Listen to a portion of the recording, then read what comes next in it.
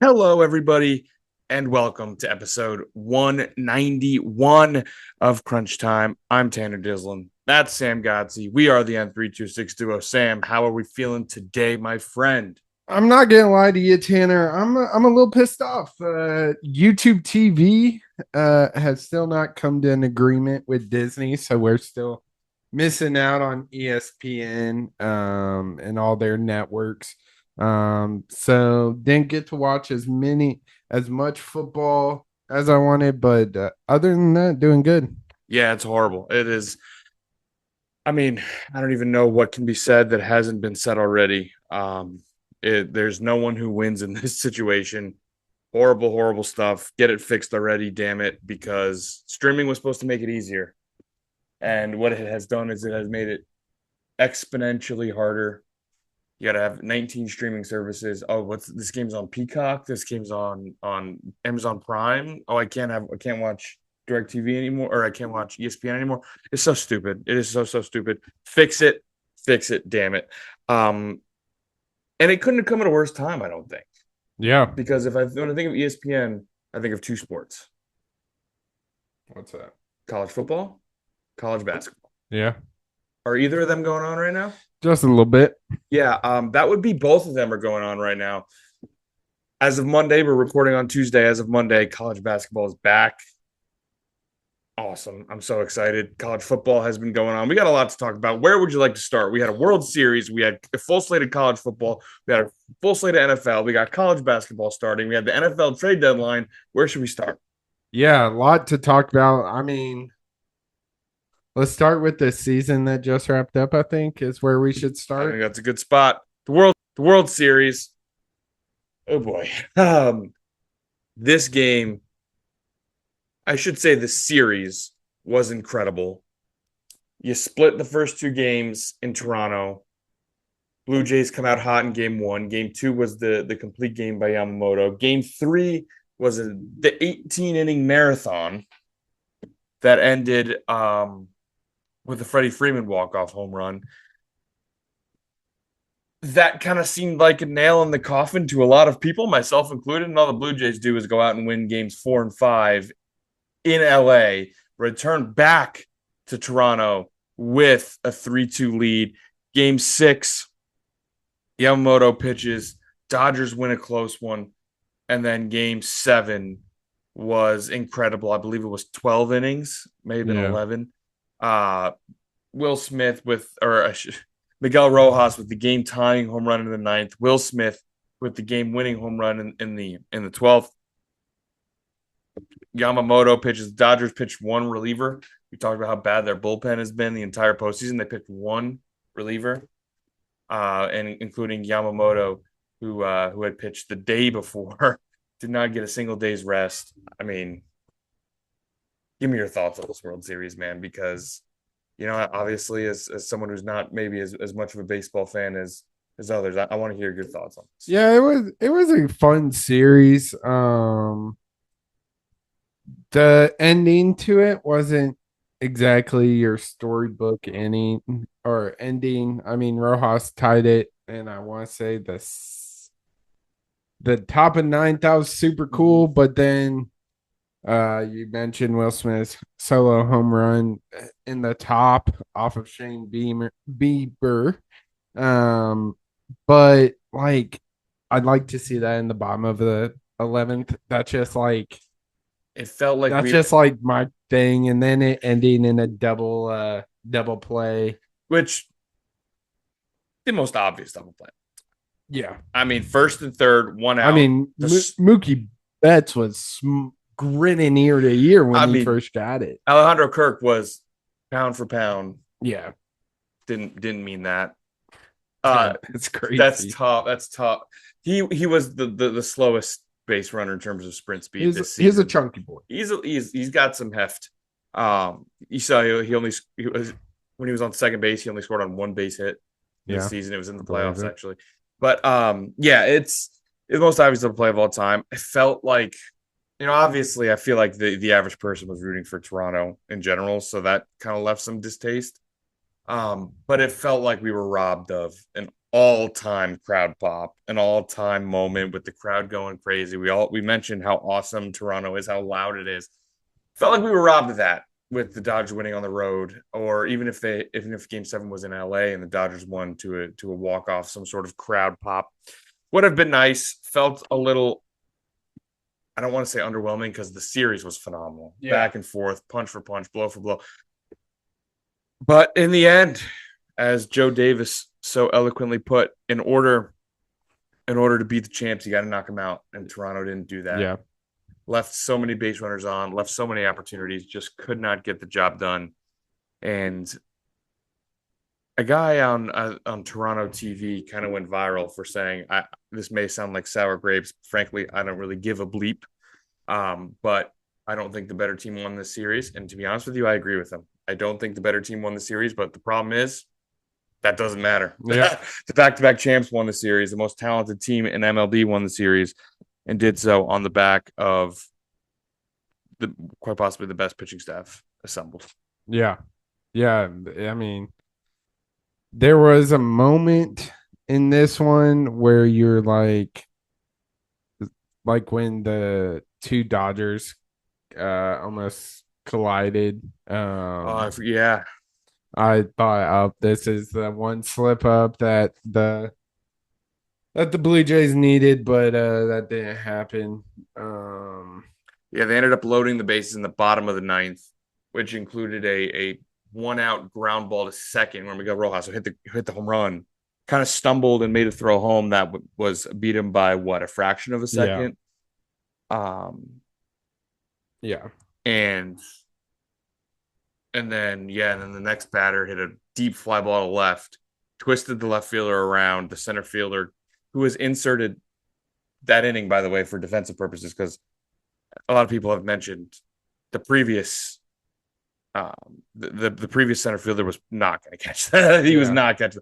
So they put him in for defensive purposes, and ends up essentially running over his left fielder, but makes an Hmm. incredible catch in left field. Yeah, the Dodgers are back to back champs. Felt, if you're a Toronto fan, oh my, Yeah. I does it mean, come worse than that? yeah, it's brutal. I mean, I want to say both of these teams had bases loaded in the 10th inning, Yep, no runs. They had so many opportunities in this one to finish the job and just strictly didn't. So that's yeah, it. it's got to be tough if you're a Toronto Blue Jay fan Yep, for sure. yep. The Los Angeles Dodgers hit, by the way, hit 209 in the World Series. That was their batting average, 209, and won the World Series. Just just how it goes when you're playing the Dodgers and all the talent they have, and a Herculean effort from Yamamoto, certainly deserving of the MVP. He was Yeah, spectacular. yeah, absolutely. He was a stud throughout this series and honestly throughout the playoffs as a whole. I mean, coming in relief, game 7, 96 pitches the day before. Absolutely ridiculous. Prevented them scoring in the 10th inning with bases loaded. So, yeah, Yamamoto definitely deserves it. I'm shocked he kind of got it just with Shohei being who Shohei Yeah, is. right. I Um, think that just shows how good of a performance is. That was good enough to persuade them from giving it to Shohei. yeah, yeah, but it's a fun series. Um, it's crazy that game 7 going into extras feels almost kind of let down, just I like how know. crazy this series has been. But yeah, I don't I don't know how to explain it because I agree. Like, you went into extras, both teams had bases loaded, neither of them could score. It felt like all of this was building, and then bam, Will Smith home run. Then bam, Blue Jays in the bottom of the inning. Then bam, double play, it's over. And you yeah, just felt like, wait, what happened? What just happened? hmm What happened? What yeah, happened? And yeah, especially with the we didn't even mention the Bo Bichette home run in, I don't know, fourth inning maybe. Put him up 3-0. Felt like that was a signature moment. Obviously, Toronto was going bananas. Um, didn't hold because the Dodgers are just that good. And yeah, the Blue Jays continually struggling to add on. I mean, they scored 3 on that one swing in the fourth, and they added one more on an Andres Jimenez double in the seventh, maybe. But yeah, they scored 4 runs in the game. Yeah. And when you had 3 and on one swing in the fourth, you'd like to think they'd be able to tack on a few, but they couldn't and couldn't keep the Dodgers at bay. So really, really heartbreaking stuff if you're a Toronto fan. Obviously, the Dodgers now back to back. Obviously, the undisputed best team in baseball, the dynasty.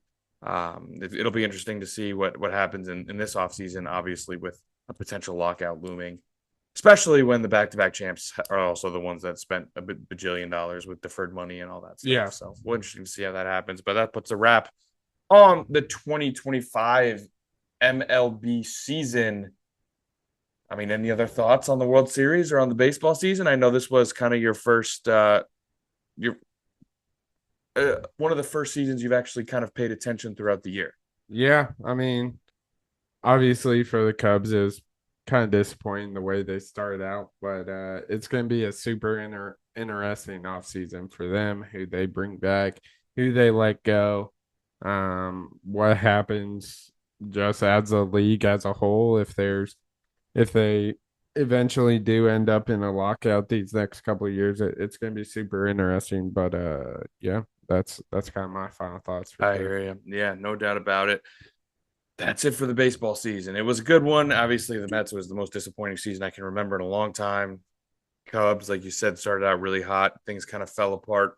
Um, and the Brewers obviously caught red hot, but in the end, we're back to where we started. The Dodgers are the Dodgers, and someone's going to have to beat them. So we'll see how the offseason plays out. Some moves already happening. We hear some options being picked up, not picked up, people electing for agency. So we'll have more on that as the season unfolds.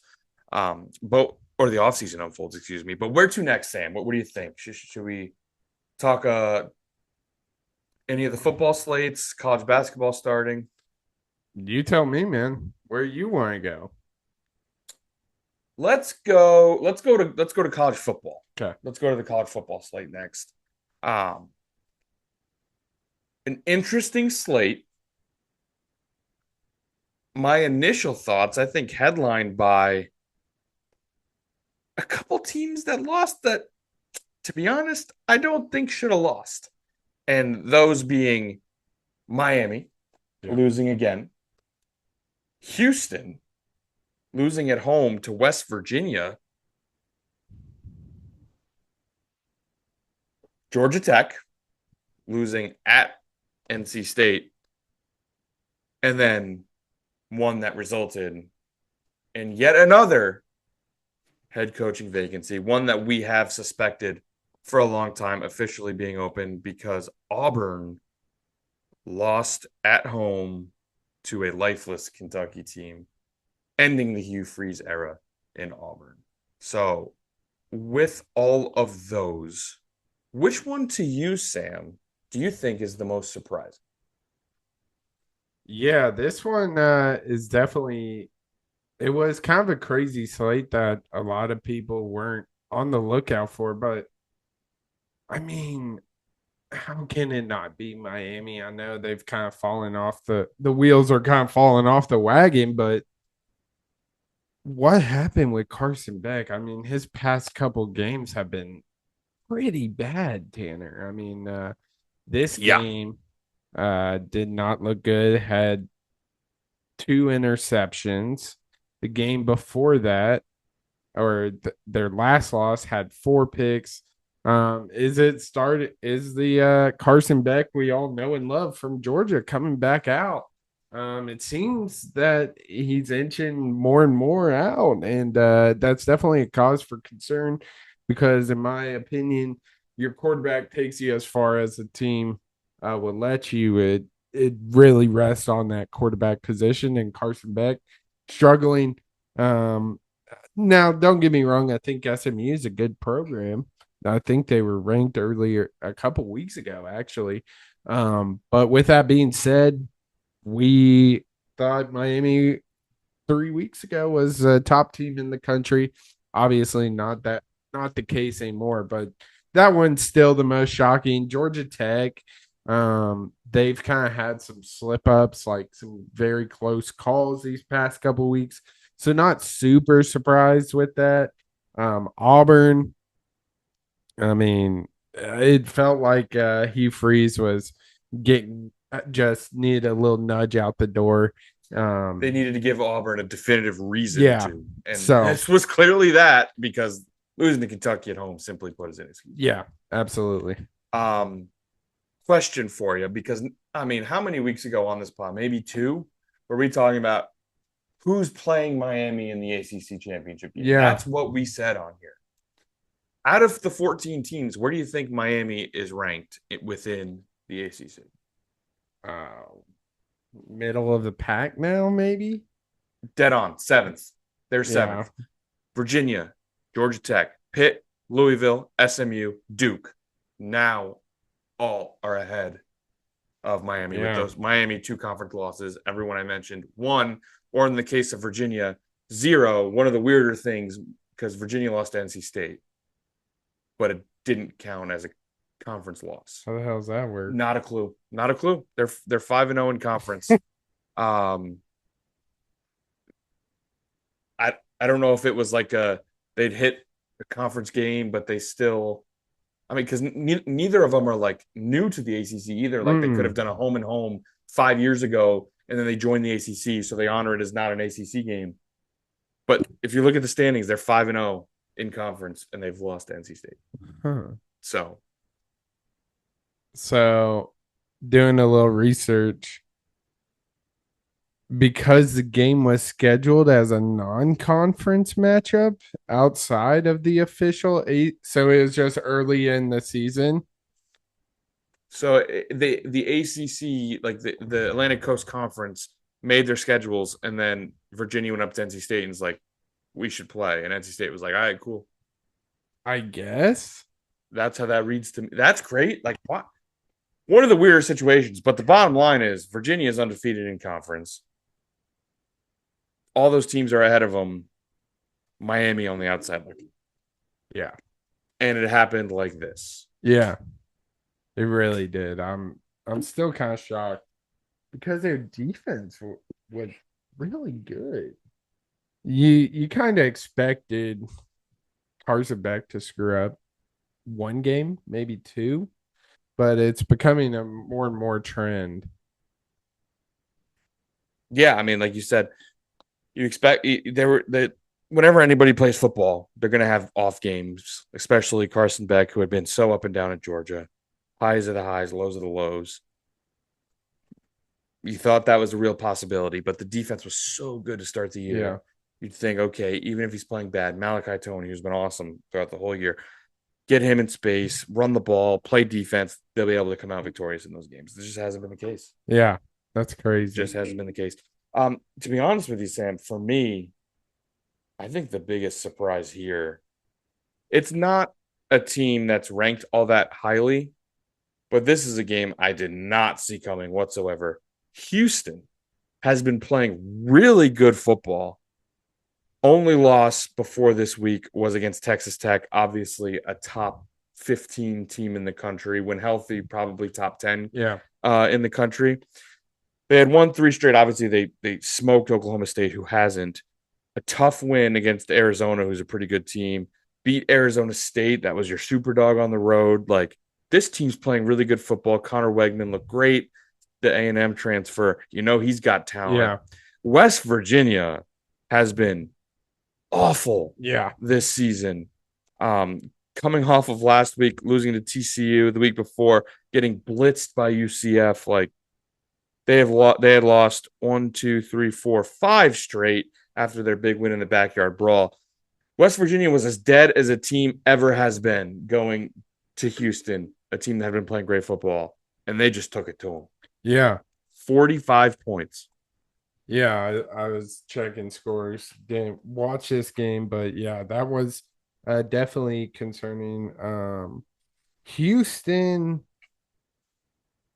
is keeping the old Big 12 alive because they can sling the damn rock, but my God, they can't stop a nosebleed. And That was a pure case. That's kind of how their season has been all year, honestly. Yeah, and Wegman did not play well. The end stats, he had, over 300 yards passing, two picks, and I think he lost two fumbles, or he fumbled three times.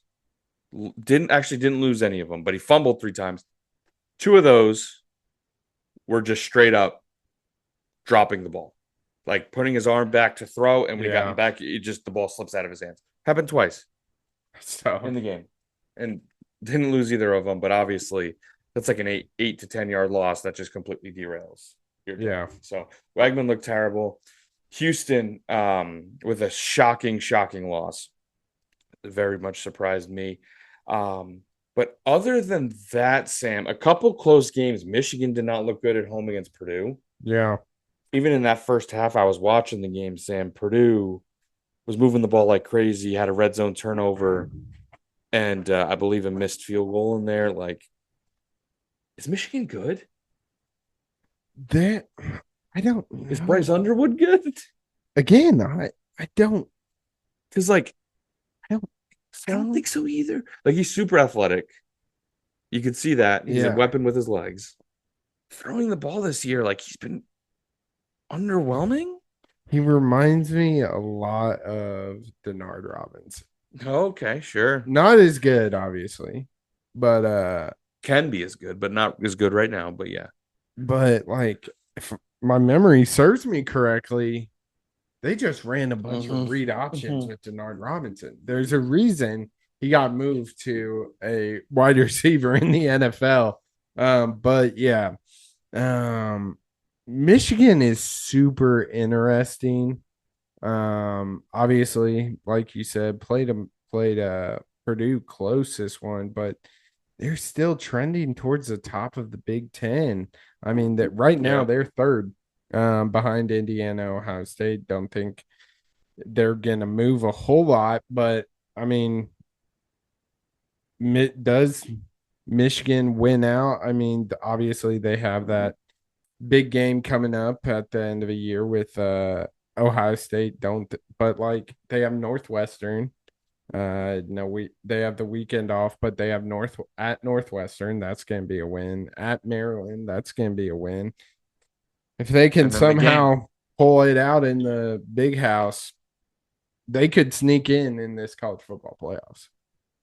Yeah, but that'll be interesting. Obviously, it's a huge if, but at the same time, not that huge of an if to beat Ohio State recently. So we'll see how that goes. I agree with you on Michigan, though. It's like I've never really been impressed with them, but at the same time, they're 7-2, Mm-hmm. number three in the Big Ten. Um, we had two ranked matchups. Or actually, before we get there, we should go to Lincoln.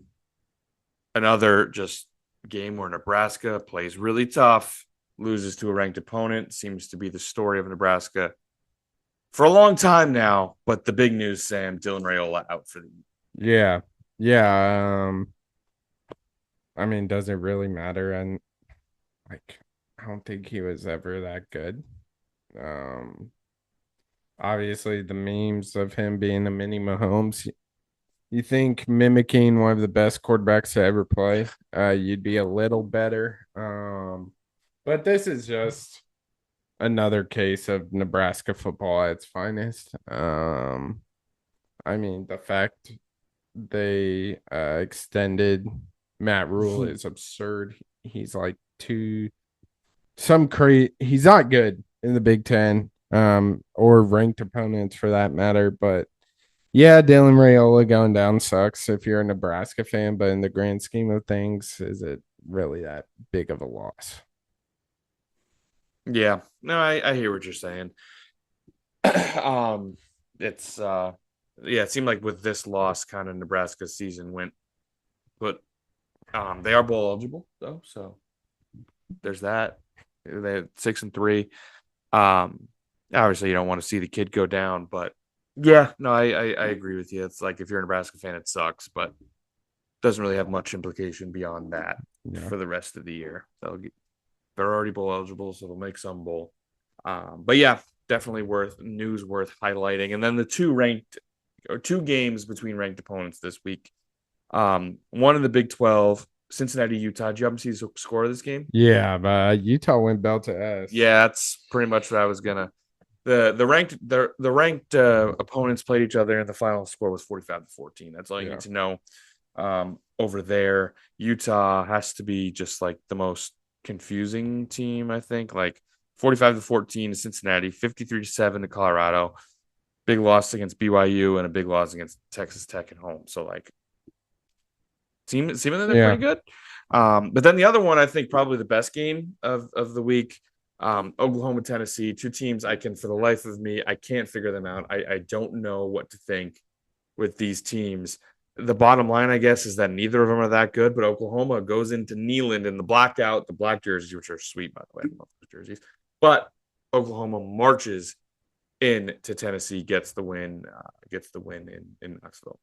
Yeah. I mean, I don't really understand how Tennessee lost this game. Seemed like they were dominating on Correct. the offensive end. I mean, if you look at the team stats, it's very clear that Tennessee just kind of dominated this game. But when it comes down to it, three turnovers for the Tennessee Volunteers. Including a big time Yeah, scoop in school. yeah, that was really the game changer there. But I mean, the both of these teams, I mean, Tennessee was competing with Georgia, who I think is one of the best teams in the country mere weeks ago, and then all of a sudden it's fallen apart. Joey Aguilar, who was slinging it at the beginning of the year, has fallen apart. Still puts up the numbers, but not the wins. The Mateer didn't turnovers. even really play that well. He didn't even get in the end zone passing the ball, I should say. Ran one in, but both of these teams have had a very underwhelming season, to be honest with you, Tanner. Yeah, Tennessee. I'm so done. I'm sick of their shit with Tennessee. I'm sick of them. They just like this year's been particularly bad, but it's like the offense is good. They play a tough team. Remember a few years ago they beat Bama, and everyone was like, "Oh my god!" And then they just lose to South Carolina. Yeah. And this year it's like, "Oh, Joey Aguilar looks good," and then bam, now they're 6-3, and somehow still ranked. But it's like still like it's just I'm done with Tennessee. Yeah. I'm done with them. Sick of their shit, and that's really all I have to say. Neither Oklahoma. It's an impressive win from Oklahoma, and at the end of the day, I'm kind of giving them their Michigan on steroids because I think they've looked better at Michigan, but still, every time I watch them, I'm like, I'm done with this team. And they're 7-2. Yeah. They're 7-2. They're better. They're better than I think they would look from the eye test. But yeah, Tennessee, I'm done with. I'm done talking about them. The rest of their year, I mean, they got New Mexico State, Florida, and Vandy. So Yeah. who knows if we'll talk about them the rest of the year? Maybe Mhm. that Vandy game.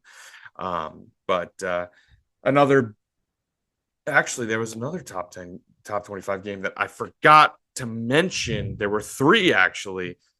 Shame on me. Texas Vanderbilt. Yeah. You and I had this one pinned correctly in our pick 'em. Texas looked like they were going to run away with it. Vandy, with the help, I think, of a questionable 2-point conversion call, but still battled back, had a chance to recover an onside kick at the end, hits a Texas player, but slowly trickles out of bounds, giving Texas the win. But Texas now obviously really struggled to start the year. They're now 7-2, have a big win against Vandy, a win against Oklahoma.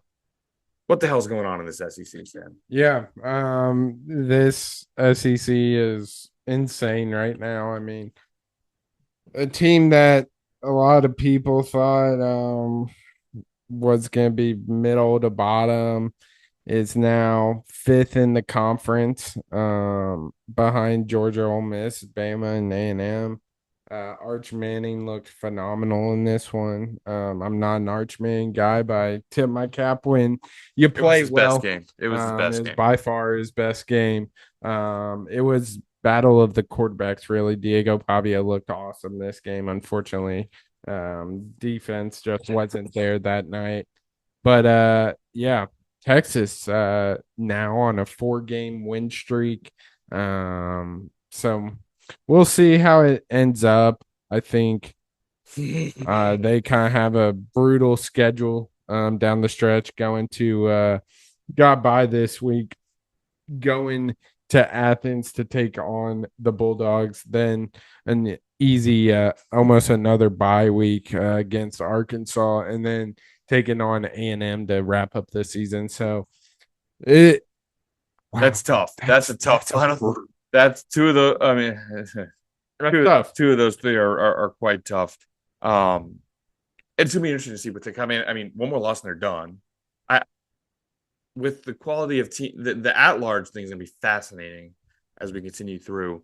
Also worth mentioning today, Tuesday, which we are recording, first playoff rankings come out. So we'll see what the playoff rankings are like in between these teams because obviously with the AP team, it'd be really interesting how the college football playoff committee views some of these teams vying for at large at Yeah. the moment. But a couple other games worth mentioning. Georgia wins a close one against Florida. Georgia's another team. Like clearly they're at the top of the SEC with Bama, but and Texas A&M. I always forget and Texas A&M, but they've kind of been less than convincing in a few times, but took care of Florida. Florida, obviously, without Billy Napier, they fought in this game. That's worth mentioning. And then, I mean, that's kind of everything I see worth mentioning. You got anything else you want to mention in the college football Not really, man. realm of things? I guess the last thing would be I would like you to put Auburn on your hierarchy of programs. So we agreed. We really have the same rankings last week, didn't we? We had LSU, Florida, Penn State, Arkansas, then the rest. I don't think Auburn's going to be below all those. Personally, Yeah. I think Auburn. I think the top three stay the same. I don't think there's much. I don't think Auburn's a better job than any of those. I'll probably give Auburn the nod over Arkansas in this situation, but it's close. It's definitely close, but yeah, I'd probably give Auburn. yeah, Auburn's a really weird program Because Auburn, they have Cam Newton and nothing else. yeah, yeah, it's they're definitely a weird pro. Like, they've been okay. Like maybe those first couple years with Bo Nix when he was at Auburn, and they've had some other like teams that were okay. But in terms of elite Auburn teams, I guess other than like what was Bo Jackson Auburn? yeah, I believe so. Yeah, obviously besides that, but like in our lifetime, it feels like the only really elite Auburn team where you're like, wow, that's one of the best teams in college football was Cam Newton. Yeah, So interesting program. But I tend to agree. I think I'm going to slide him right behind Penn State in that 4 spot. Uh, but again, that's a major SEC program looking for a new head coach. yeah, Add it to the list. But should we talk some NFL? yeah. Let's do it. Because there were a few fascinating results this week, Sam. I think that are definitely worth talking about. I mean, what the hell are the Green Bay Packers? Yeah, that I don't understand this team at all. I mean, losing to Panthers, I guess I can't really badmouth that because the Cowboys did, but like they beat the Steelers, who is significant, I think, pretty significantly better than the Panthers. But if you kind of go down the line, like if you take a look at the Packers schedule, they really haven't beat many impressive teams. I mean, Right. the Lions are early on, is it by far their best win, but like they beat the Commanders. Okay. They lost to the Browns, tied with the Cowboys, beat the Bengals, beat the Cardinals, and beat like The Lions are easily their best win, followed by the Steelers. And Looking at this, I think 3 games they won in a fashion where you were like, wow. The Lions, obviously, but we all agree like that exact game in Green Bay is played right now. That's not the score. yeah, It's different. Um, but obviously the Lions, the Commanders, because I mean, we were looking at a healthy Commander squad, and they were like, we thought the Commanders would, and they beat them. We're like, okay, the Packers are good, and then the Steelers. yeah, But like when they beat the Bengals, they were like 13-point favorites. It was even closer than that shows. I think. yeah, Um, the Cardinals. I mean, again, huge favorites. They were down 23-20 in the fourth quarter. They scored a touchdown late in the game to take the lead there. It's like been certainly less than convincing. And in this Panthers game, Jordan Love was abysmal yeah, in this game. He has 2 candidates for the worst throws I've ever seen, to be honest with yeah, you. I love getting my Jordan Love haterade on, but he was legitimately bad. This is not hater me talking. yeah, This is just someone who watched the game talking. But how about the Panthers? And now we do need to get into the controversy. yeah, Meow Mix. yeah. We bullied them. I don't know if you saw the I update. did. I did. Not coming back. They are not coming back. How could you? Yeah, When you, they're yeah, you can't come back. especially when the whole point of your postpone was just like the team is just not good enough. We spend so much time covering this team, talking about watching the games. We just can't do it anymore.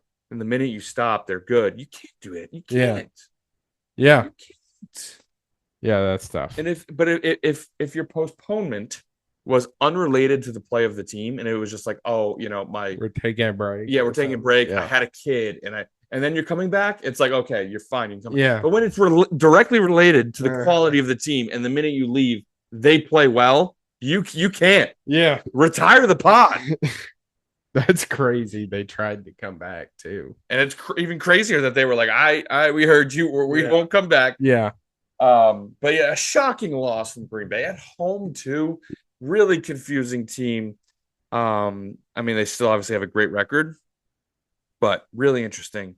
And then the other shocking result, I would say, the Minnesota Vikings marched into Detroit as 10-point underdogs yeah, on the pick 'em.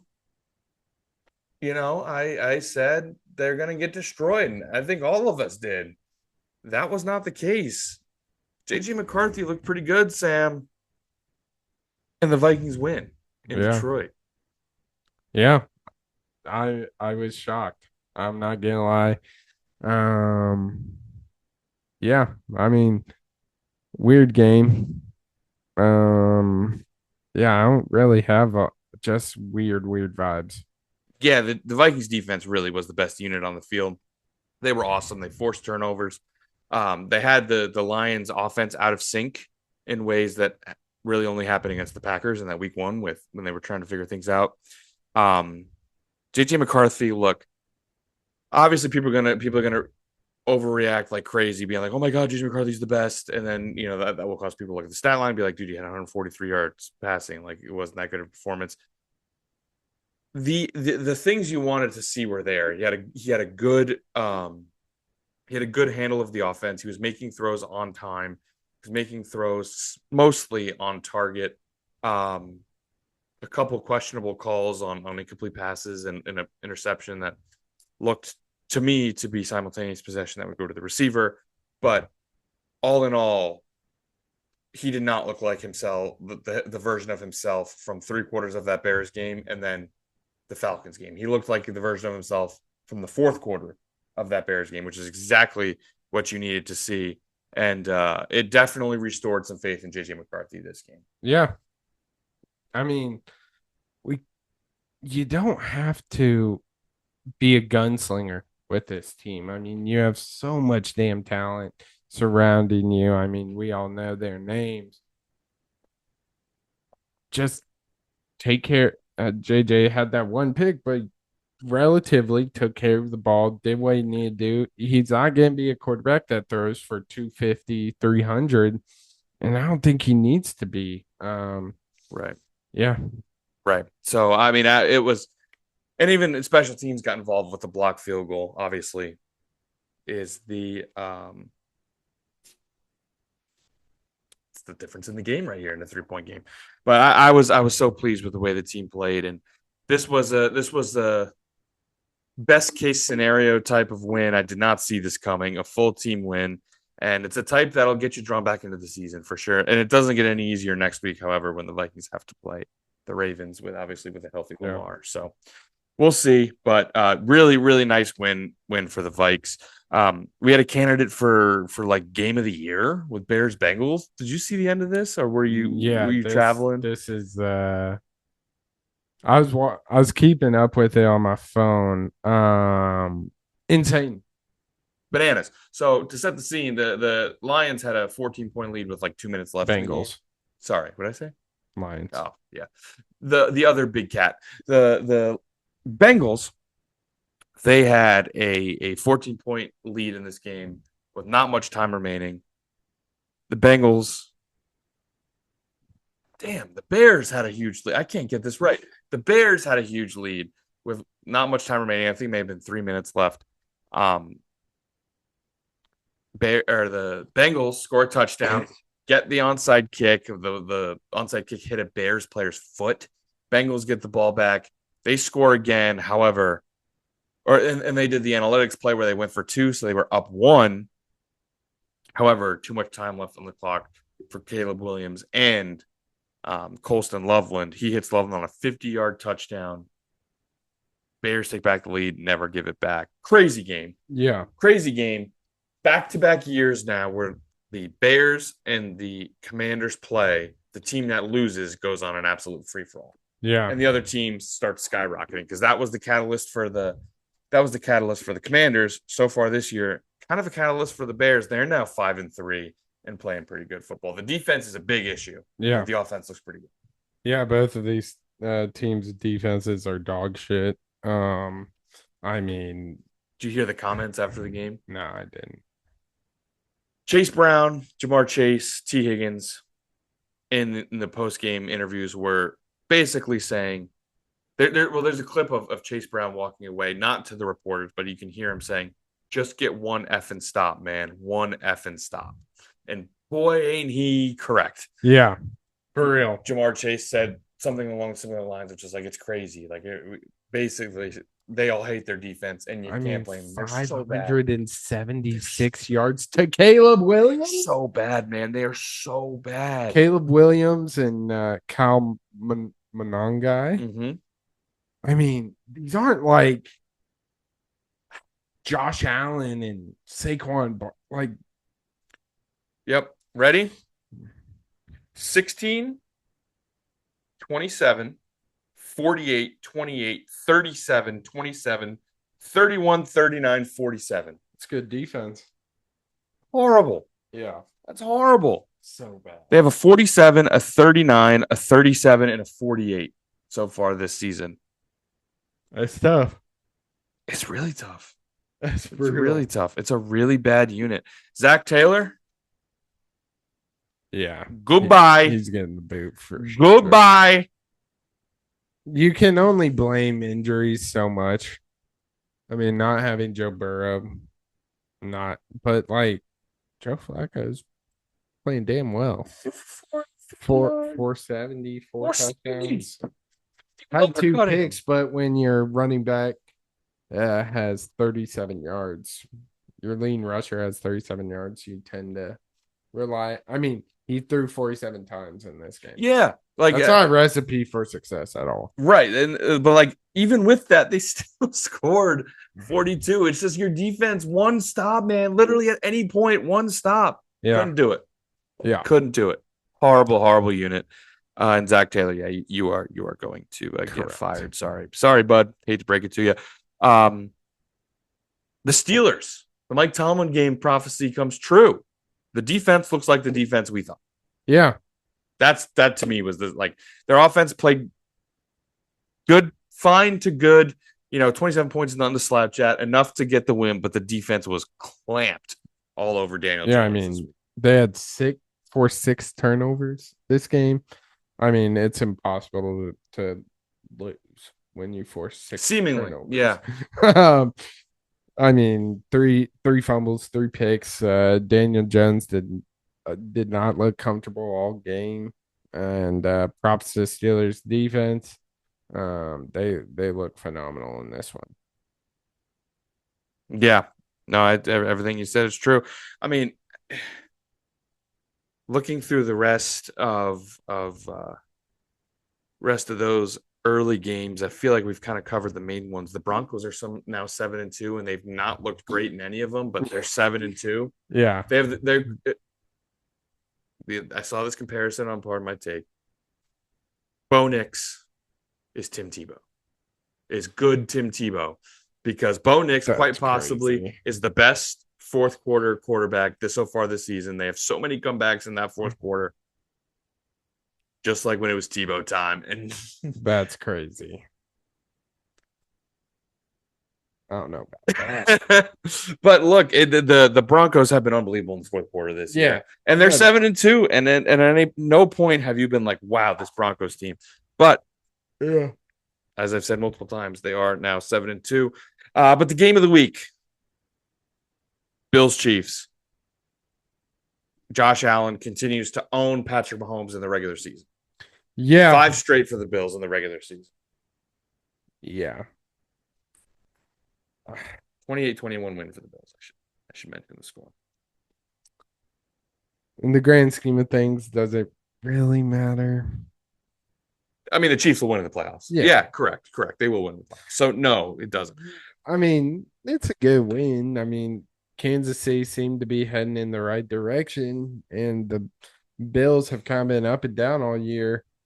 I guess what I should mention though is that it might matter, because right now, obviously, we're halfway through the season, but right now the Kansas City Chiefs are on the outside looking in. Yeah, that's true. It I, would not as good as we're like, oh, they're back, all that, which I again mean, they are. They're scary.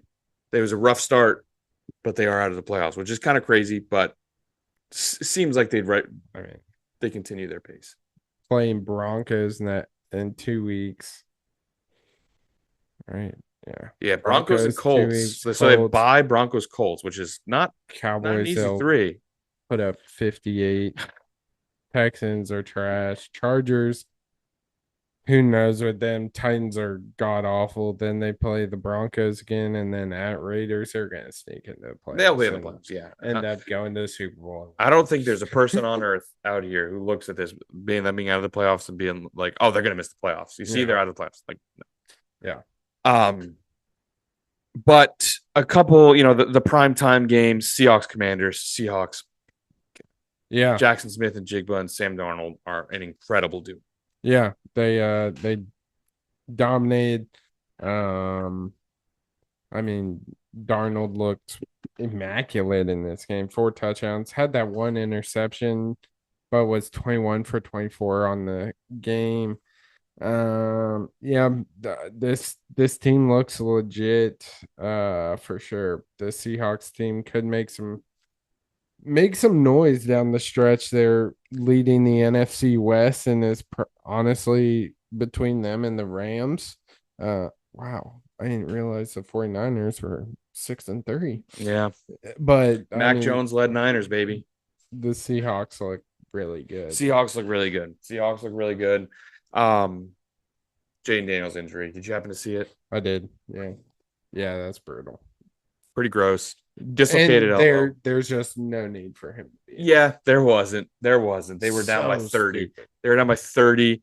He's also coming back from an injury. Yeah. It's not like So if he was just healthy and you're getting him his reps, like fine, whatever. You get like obviously it's football, so the risk of injury is higher than other sports, but still it would have been like, man, but he's coming off an injury, bro. Like, so that was tough for the Commanders. Their season's done. They're now 3-6. No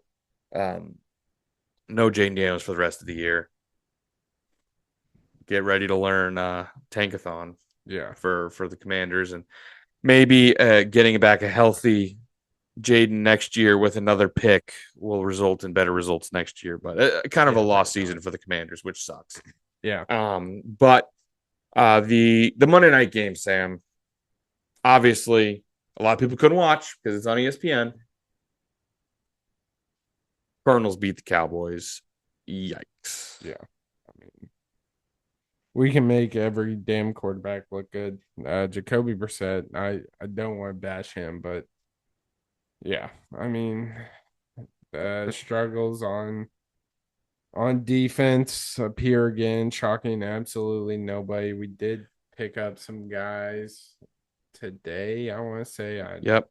But like same, new week, same story, no defense. This Cardinals team isn't that good. I thought our offense would just outscore them, but that wasn't the case. Dak Prescott didn't look great this game. Again, so like it is what it is at this point. The division's almost wrapped up halfway through the series. It's unless the Eagles go on a historical collapse, they're gonna get that spot, and Cowboys just suck on defense. That's really what it comes down to. Yeah, the first half was brutal for the Cowboys on defense. I think Brissett had 220 passing yards in the first half. I think they tightened up a little bit in the second half. Could have been some things, some changes on from the Cardinal side of things. But it's like the first half, the defense looks so bad. You fall into a hole, and then your offense can't climb out of it. It could have been just like, oh, they're passing so much. Javonte Williams, was essentially taken out of the game because they were down by so much they had to keep passing the ball. But yeah, just a really, really tough loss for the Cowboys. And they are, they just, I said they were better than people give them credit for. That might not be true. This was a tough loss. This was a tough loss. No, but I don't think. I mean, Quinnen Williams, we got Kenny help Clark, is on the way with but like Quinnen Williams. Quinnen Williams to the Cowboys from the Jets.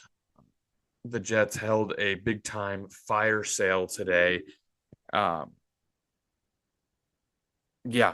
And the Cowboys got Quinnen Williams to add to a defensive line. He'll help. He's a good player. But the secondary is still brutal. Yeah. But especially when the Jets were shipping off Sauce Gardner. I don't think Sauce Gardner is that great, but still a step in the right direction. We'll say though. yeah, no, he'll help. And for a team that's obviously not entering a rebuild, he's a piece that'll be so. But they traded a second rounder next year and then a first rounder in 2 years for Quinnen Williams. You mentioned the Sauce Gardner. I think the Jets got a great return for Sauce Gardner. Yeah. The Jets got back 2 first rounders and Adonai Mitchell from the Colts. Yeah. For Sauce Gardner. So obviously, contending team with the Colts. This is the first time ever a team's gone all in with Daniel Jones. Might be, but they bring in a talented quarterback who's had his ups and downs in recent years, but you can't question that talent. He's going to Indy to play with a fun defense. They gave up a lot for him, but the Jets, they've just kind of sold off everything. And in 2027, they saved $24 million in cap space from these trades. That ain't bad. $24 million, and they added 3 first-round draft picks over the next 2 years. That ain't bad. That's pretty good. I think the Jets made up about as good as you could have hoped for, obviously a 1-win team who is just in full tank mode. Yeah. Full tank mode. But, I mean, other picks worth mentioning, or other trades worth mentioning, I should say. Rashid Shaheed to the Seahawks. Speedster, another weapon for Darnold. Trevor Penning went to the Chargers. They tried to replace Joe Alt, who has officially been ruled out for the year. He's about to have surgery. Um, AJ Brown didn't get traded, as Yeah. no as a lot of people expected. The Dolphins didn't make any moves. I Yeah. guess no, they didn't. Yeah, they kept Jalen Waddle and kept Bradley Chubb. Um, the Jet pretty much the trade deadline was Jets, and then like whatever. Yeah. Basically. Yeah. So a couple big moves for the Jets. I like what the Jets did. I think they did good with getting some picks, offloading some salary, and poisoning themselves for next year. Um, but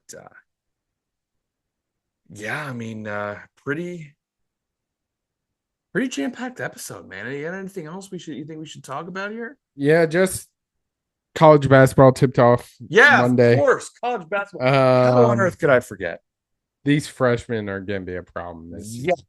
Um, Pete, Pete looked phenomenal in his one debut. of the best freshman debuts I can remember. Yeah, yeah. Against Florida, Against obviously not the Mhm. same team as last year, but 30 points, 7 boards, 5 assists, 3 steals, 1 block, 11 for 18, just absolutely dominated on both ends.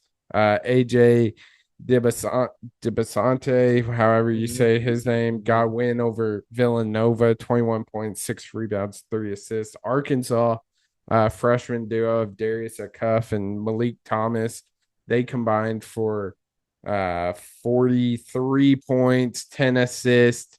Acuff hit 3 3-pointers, Thomas 7 assists, 3 steals, just absolutely dominant.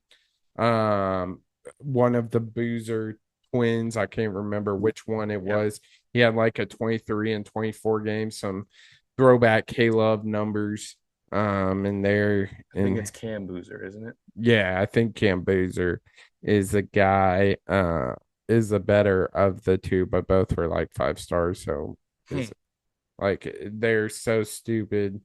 Yeah, but the freshman class is going to be really good. Obviously, Florida dropping to Arizona to kick off the season. Probably one of the biggest opening night upsets was Hawaii Pacific beating Boise That State. is crazy. Yeah, just I saw a tweet that said they're gonna have to invent a new quad yeah, for what kind of loss quad this five. is. Yeah, Yeah, it's really bad. that is a But really bad loss. yeah. I Yeah, mean, those no. were kind of the notable performances. Obviously, super early in the season, but Yeah, one day in. But Sam, that reminds me, how about we play a little game? How about we yeah, play a little let's go game? for it. I think we played this game last year to start college basketball season, but you know, we're playing same what is it? Same faces, new places. I'm looking at the top. I'm on 247 Sports. I'm just going at the top transfers. You got to tell me where they landed. Okay, Okay, so we'll start with guards. These are guards only. okay. Obviously, we'll start easy, get harder. PJ Haggerty was at Memphis. Where did he land? Is he St. John's guy? I don't know. It is not St. John's. Big 12. Kind of an interesting one because he's the top guard in the transfer portal. I would have expected him to land at a higher caliber school than this. Tech. Kansas State. Kansas State. PJ Interesting. Haggerty to Kansas State with what's his name? I can't think of their coach's name. Oh, what is his name?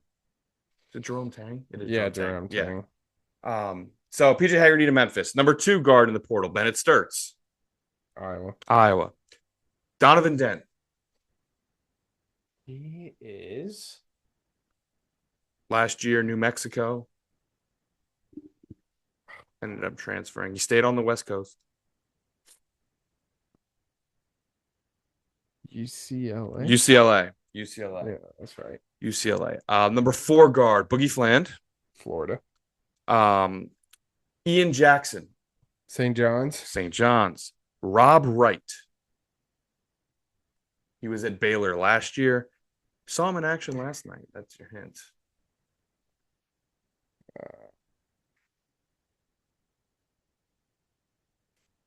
Saw him in Yep, he played. He played in Vegas last night. He was on one of the 4 teams in Vegas. Yeah, I'm not sure. He actually had a pretty nice night. He was a BYU. He's now with BYU. Um, Adrian Woolley. This is a kind of a tough one. He was at Kennesaw State, a five-star transfer recruit. But he ended up he's at Louisville. Yeah. Now. And then just a few more. These are tougher. I would be very impressed if you got these. Jacoby Gillespie. He was with Maryland last year. No idea. Obviously, with head coach leaving to Villanova, he's now going to Tennessee. Silas Damare Jr. No. Tough one. He was at Georgia last year. He's now with UConn. And then Ryan Conwell with Xavier last year. Now with Louisville. The bottom of the guards there were tough. Now forwards. I think this might have been the official top transfer, to my surprise. Yaxel Lindeborg. Last year played at UAB. Lindeborg, maybe?